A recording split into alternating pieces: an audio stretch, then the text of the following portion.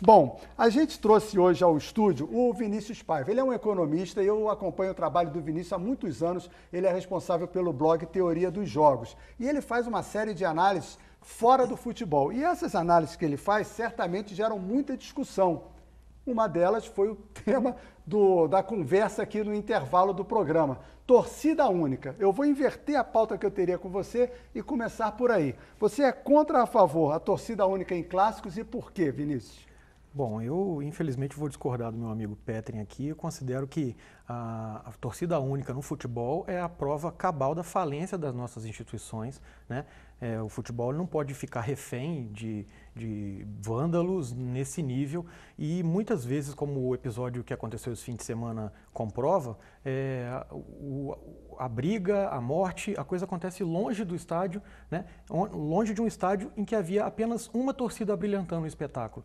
Então a questão aí para mim é implementar a lei, punir realmente os detratores. Agora, isso em detrimento de um espetáculo tão importante para a cultura brasileira quanto o futebol, com as duas torcidas presentes, infelizmente, eu sou contrário à torcida única. Você falou do Petri, que o Petri no intervalo defendia a torcida única. Por quê? Não, eu defendo a torcida única hoje. Eu sou a favor que os dois lados sejam representados nas arquibancadas, como sempre aconteceu. Só que hoje, enquanto não se tem dispositivos para se punir essas pessoas violentas, enquanto a gente não acabar com as torcidas organizadas, e aqui eu quero dizer o seguinte, com a experiência que eu tenho no futebol, tem muita gente boa dentro das torcidas organizadas. Só que os próprios líderes das torcidas organizadas perderam o controle, né, dessas torcidas organizadas. Então, o que acontece? Essa torcida visitante na verdade, não é o torcedor comum que vai ao estádio, é o torcedor organizado. Então você pega, por exemplo, a Arena do Corinthians, se você não tiver uma torcida única, você é obrigado a reservar, sei lá, um quinto do estádio, né, para a torcida visitante. Só que você reserva aquele pedacinho lá para 4, 5 mil pessoas e mais um espaço enorme que você perde para separar as outras torcidas. Então você perde economicamente. E além disso, você é obrigado a destacar um contingente policial que poderia estar protegendo a sociedade para ficar ali conduzindo esses vândalos até o estádio. Então a questão não é aqui nesse momento, no mundo ideal, se a gente tivesse hoje um comportamento de um torcedor europeu, né? Que você vê lá o torcedor europeu na Inglaterra, na Itália, na Alemanha, sem dispositivos para você invadir o campo, um sentado ao lado do outro, sem nenhum problema, tudo bem. Só que hoje a gente vive uma intolerância e uma violência na sociedade que a gente não pode correr o risco de que essa violência atinja pessoas comuns, pais que levam os filhos pequenos ao estádio. Porque hoje, quem vai ao estádio numa condição de visitante, não é o torcedor comum, é só o torcedor uniformizado. Bom, então, só para deixar claro, Bocage, eu não sou contra, eu não sou a favor da torcida única. Só que nesse momento, é a única maneira... Uma necessidade. Até a gente encontrar dispositivos para acabar com a violência. Luiz Ademar, para sua alegria, no Espírito Santo também existe a cidade de Pedra Azul. Mas o telespectador era de Minas. E na aclimação aqui, no bairro da aclimação, tem uma rua com esse nome também aqui em São Paulo. Muito bem. E é muito bom ver o Antônio Petrin, que é um grande jornalista, acompanha há muitos anos na TV, parabenizo a todos vocês. É o Cláudio, torcedor do Vasco, morador do Rio de Janeiro. Obrigado, Cláudio. Bom, Vinícius Paiva, a espanholização das cotas de TV, existe ou não existe no futebol brasileiro? Você fala sempre sobre isso. Você acha justa a divisão das cotas da TV para os clubes no Brasil? Minha opinião agora, talvez a minha seja mais controversa nesse sentido. Eu considero que não exista uma espanholização na divisão dos recursos. É importante ter claro que se trata de um negócio e, como tal, deve seguir os ditames de mercado, ditames de audiência televisiva, ditames de capilaridade de jogos, de que alguns clubes como o Flamengo, por exemplo, passam para o último jogo 21 estados contra outros que são locais, regionais, né? E se a gente for considerar que existem países com uma concentração muito maior, como por exemplo a Itália. No Brasil, antigamente, estranho era como era há 2 rodadas de negociação. Porque há cerca de 7 anos atrás, Flamengo, Corinthians, São Paulo, Palmeiras e Vasco recebiam a mesma cota. E se a gente for colocar isso em termos de audiências televisivas, isso sim não fazia sentido. A coisa foi caminhando para um sentido de que Corinthians e Flamengo descolaram e isso desagradou muita gente. Agora, na próxima leva, vão implementar aquelas coisas ao molde inglês, né? Que com divisão de parte igual, parte por audiência, parte por resultado esportivo. De alguma maneira, a gente está caminhando para uma justiça interessante. Mas eu considero que as maiores torcidas que mais entregam, por se tratar de uma questão de mercado, vão continuar ganhando mais, se não na receita de televisionamento em si, na negociação de luvas, quando essa negociação acontecer. Ademar, o que você acha disso? Existe ou não existe essa espanholização? Eu já vou discordar do meu amigo. Tem todo direito. Para mim existe, para mim é vergonhosa, para mim hoje, eu falo para vocês abertamente aqui, Coritiba nunca mais vai ser campeão, brasileiro, vamos falar brasileiro, assim. Claro. Sport nunca mais vai ser campeão, nunca mais eu tô falando, nunca mais. Bahia nunca mais vai ser campeão brasileiro. Sabe quem vai ficar o campeão brasileiro? Alguém do Rio Grande do Sul, alguém de Minas, alguém do Rio, alguém de São Paulo. E esse alguém são os grandes. Então agora, quando você falou, nem todos os 12. Não, por exemplo, assim, hoje, Botafogo não briga. Já faz tempo. Fluminense não briga. O São Paulo está começando a sair da briga, se não se organizar. Mas mais por questões de desorganização interna. Bem, mas acontece o seguinte, tudo bem, que seja, aí é uma situação à parte. Não, mas o São Paulo não pela grana, mas o Botafogo e o Fluminense pela grana. Você entendeu? A coisa está ficando muito difícil. Aí os clubes menores ainda. Então, esses eu descartei. Eu estou agora falando que alguns grandes, aí pela sua desorganização, não pelo dinheiro. Então o que acontece? Você não vai. Antigamente você tinha. O Paulista de Jundiaí foi campeão da Copa do Brasil.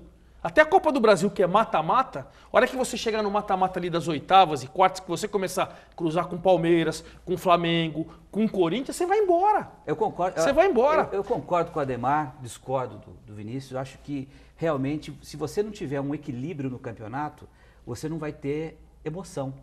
Né? Na Espanha, por exemplo, você sabe quem vai ser campeão. Né? Ou é um, é outro, no máximo um terceiro ali.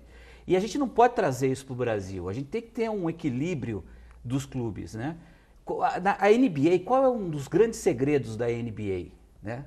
Você pega o tal do draft, do sorteio daqueles jogadores que vêm das universidades e você inverte a questão. O melhor jogador da universidade, que está se destacando, vai para o pior time.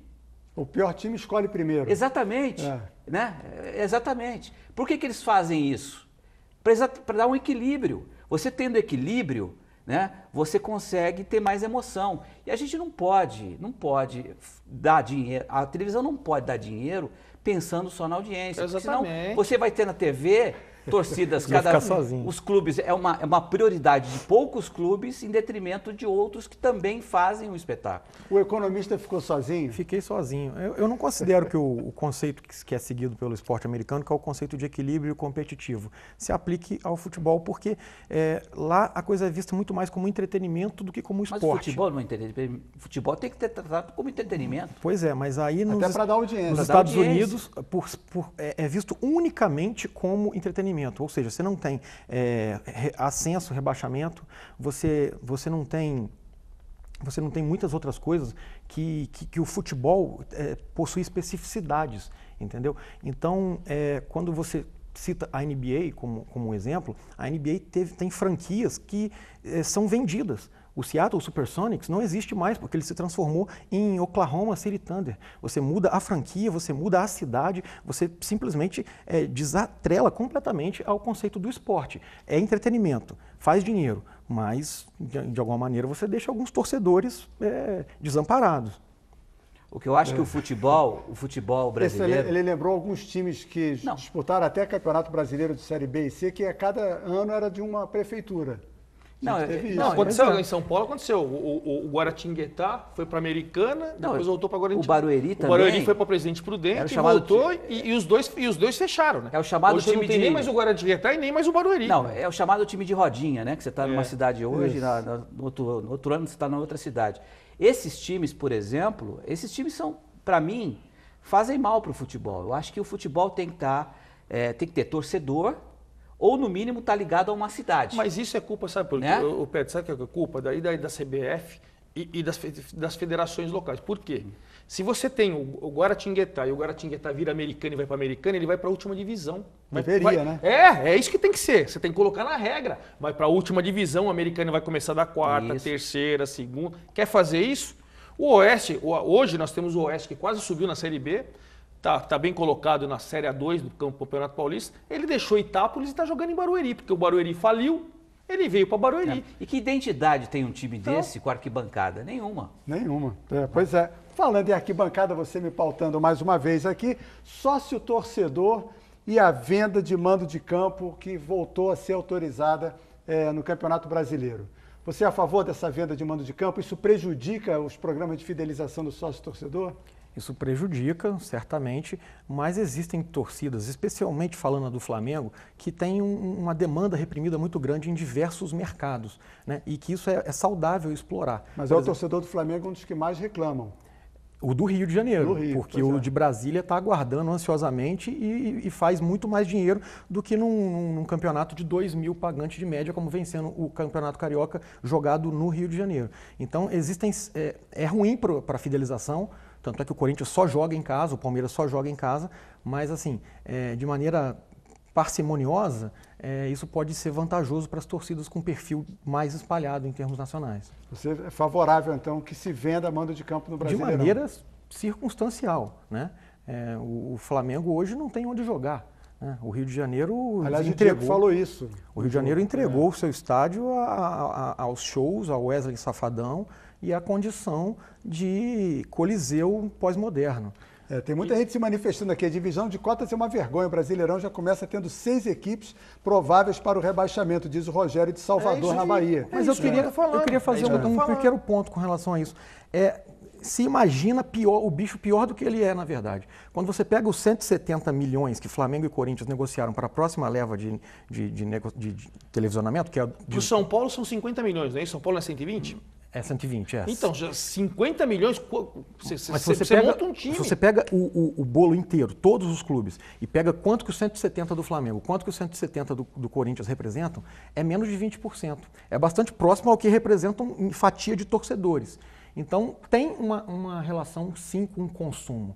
É porque realmente é uma coisa que mercantilizou o nosso futebol, que antes não olhava por esse lado. Mas isso eu considero que é um caminho que... E a venda do mando de campo? Olha, por que está acontecendo isso aí? Justamente por causa da TV. Porque eles estão abrindo espaço para o time que não arrecada, porque o time que recebe pouco. E numa reta final já está meio fora da briga? Isso que ele vai pensar. Ele vai pagar a folha de pagamento dele, o 13º e tal. Então eu acho que eles fizeram isso mais para ajudar do que para... Não os grandes, eu acho que para dar assim para os pequenos, porque daí os pequenos vão pegar, e quando eu falo pequenos, eu sei eu sei que é enorme o Bahia, não estou menosprezando, eu sei que o esporte é enorme, só que em relação a um Flamengo, por exemplo, a um Corinthians, até condição, nacionalmente, não tem condição exatamente, de brigar, não tem condição de brigar. Então o que acontece? Daí o esporte vai jogar com o Flamengo, já está eliminado, já não tem mais chance, talvez não corre perigo, ele leva para Brasília e ele vai faturar o que ele não fatura, com a marca do adversário. Não, essa é uma venda de mando que eu considero problemática, inclusive eu já conversei isso com o Boccadi, né? Quando a venda de campo se torna uma reversão tácita de mando de campo, isso realmente precisa ser regulamentado. Então, mas por isso que eu acho que aí que eu falo. Eu citava mais como mandante. Eles liberaram justamente, eu entendo que nisso daí, para poder evitar o cara pega e leva um grande para lá e tal, então, a hora que você equilibrar as cotas, equilibrar tudo direitinho, acaba com isso. Eu acho o seguinte, eu acho que os times que têm os estádios, por exemplo, o Palmeiras, ele cresceu muito depois da inauguração da Arena. O Corinthians também. Né? Então a tendência é que os grandes clubes invistam nas suas casas e vendam o sócio-torcedor para determinados jogos. Agora, isso não impede que um clube esporadicamente faça um ou outro jogo fora do estado, né? Porque a ideia desses clubes é também conquistar torcedores em outros estados. Exatamente. Ou pelo menos, por exemplo, o Palmeiras vai jogar em Cuiabá, tem muito torcedor lá do Palmeiras. Verdade. O Flamengo, onde joga, tem torcedor. né? Então, mas isso não pode ser uma alternativa só para ganhar dinheiro.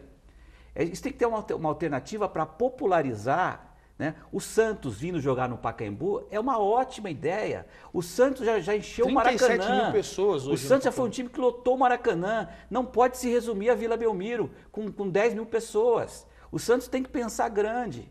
Tem que pensar em construir um estádio grande.